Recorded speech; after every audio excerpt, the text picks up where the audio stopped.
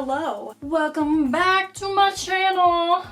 Or welcome to. So today we're going to be doing something with the Dollar Tree again, but we're not going to be remaking or giving a makeover to something from the Dollar Tree. No.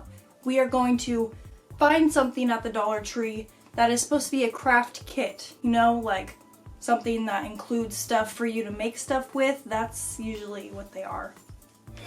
Dollar Tree craft kits. Can you believe it? Can you believe that? Let's go. So I definitely didn't believe that the Dollar Tree would have craft kits, but I did find one. Crazy Loom. This guy here. I always wanted to try these as a kid. I always saw my friends have them, and I'd be like, well, that's cool. I want to make my own bracelets like that. I want to be like this girl on the back, throwing peace signs out there like she doesn't even care. I wish I didn't care how hard it was to open this.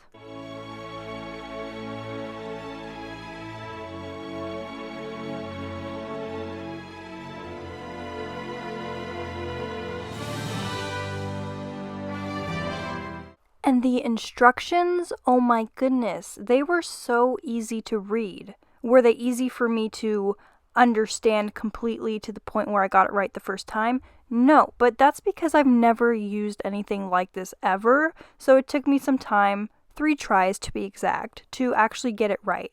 And this one is more of a non-traditional shape for the Crazy Loom. I remember my friends would bring them to school and that they would be in like trays, but this one is in a cone. I'm guessing that's because it's the dollar store version. I don't know, but honestly, it was really fun to use. I had a great time using this one. I messed up quite a bit, but that is okay. I also put a big hole in this one that I have no idea how I did that. Like, I thought I was following it correctly. Let's try again. This time I went with a different color scheme, decided to actually go with 3 different colors, and that one went well too. My cat wanted to say hi again. But this one went well, but it didn't because I didn't do it correctly and it was weird. And then this one, the black and orange one, my favorite one, it actually turned out pretty good. Like, look at that.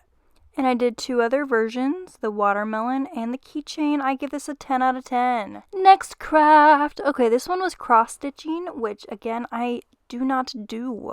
So I found this in the aisle and it only goes down to L in the alphabet. I'm like, I don't have anything that starts with any of these letters. So I decided to do the letter of a very sweet subscriber of mine, Abigail. Hi, hello. This one is dedicated for you. You are so supportive and loving and caring, and I just like you. But look at this needle that they gave me. Look at this plastic flimsy needle that is so small. I mean, come on. How am I supposed to use this?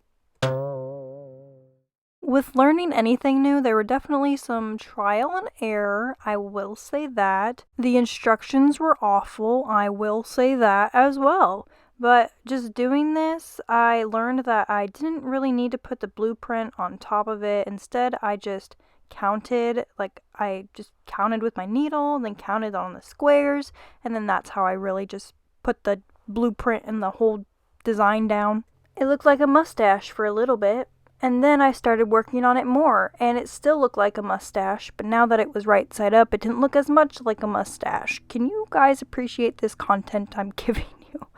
Oh my goodness. Okay, so I'm almost done with the A. It took so long to get here, and my fingertips were so sore. The needle that I used in place of it was too thick to push through, and I didn't have a thimble, and so it was just pushing on my fingers. So please consider liking this video, so that way I can heal with your likes, and my pain will not be forsaken.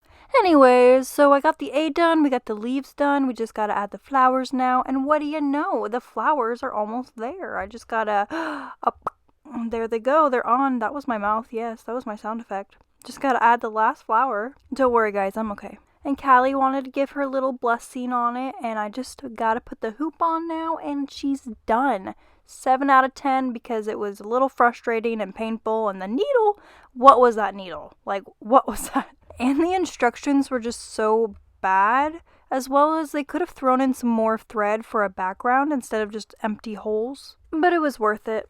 And we're on to our last craft for this video. This turned out to be my favorite one, though technically I won't rank it my favorite one, but it is my favorite one. because of the way that I painted it. There's a wreath, there's Santa Claus. This is clearly Christmas themed, so I'm excited to get a little Christmassy. Please don't hate me. I know it's not even Thanksgiving yet, but you know, we gotta prepare our decorations. We can't just prepare our decorations the day before. Are you kidding me? So I started off with painting this black, but I needed to get those finer details, so I grabbed my Finer Point Posca black marker, or permanent paint pen. That's more so what it is, not a marker. And that made it way easier to get into the little grooves and nooks and crannies of the design. It's not going to stay black. It's actually going to be underneath a metallic coat. This is Oreo, by the way. It's best to paint black underneath a metallic coat. That way you don't have to do as many metallic coats. And also it just makes it more vibrant as a metallic color. Look at that. This is supposed to be like an Airstream RV kind of thing trailer, which are traditionally metallic all over. And this one just so happens to be Santa's little Airstream, which is an interesting concept. And I decided to use my Posca paint pens with this because it didn't come with any markers or paint sets or anything to color it with, so I decided Posca paint pens were the best deal, and also they're really nice to use on wood, like super nice to use on wood.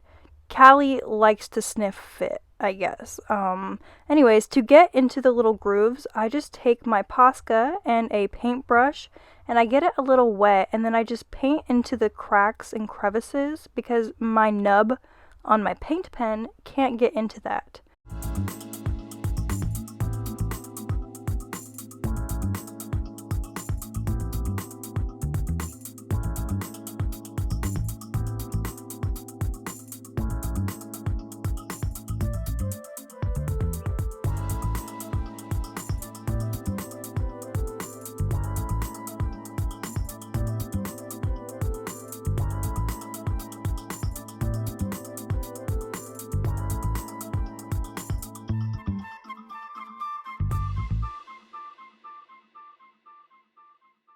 You might have seen me use this technique just then, where I dipped my paintbrush in the Posca pen not only to get in the cracks and crevices, but to add more detail onto the piece to make it look more defined, like in the bows where I added some shadowing and just everywhere else where I've added some lighting in the window. I just really love that technique. So does Santa. Really loved how this turned out. Please try this technique. I even added some water, but here's how it looked first, and here is how it is now. I give it a 9 out of 10, only because it didn't come with anything to color it with, but all in all, great. Alright, and that's it for today's video. Thank you so much for watching. I really hope that you liked it, you know, because if you did, it would make sense to subscribe, I think. Oh wait, yeah, to subscribe. Yeah, I think that's what you want to do.